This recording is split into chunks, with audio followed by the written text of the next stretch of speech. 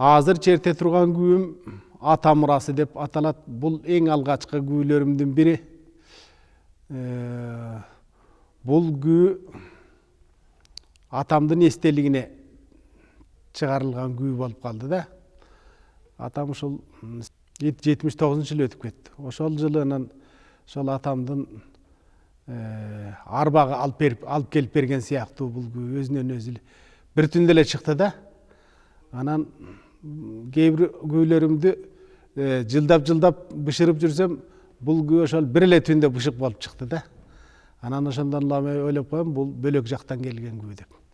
Анан бул күү учурунда ошол 79-жылдары, 80-жылдары кыргыз телевидениесинде чертип чыксам, ошол кыргыздын аксакал адамдары, казактын аксакал адамдарынан көптөгөн каттар келди да. Бала болсо сендей болсун, атасына ушундай эстелик тургузган деп. Мына ошентип 80-жылдардын сенсациялуу күүсү ата мурасы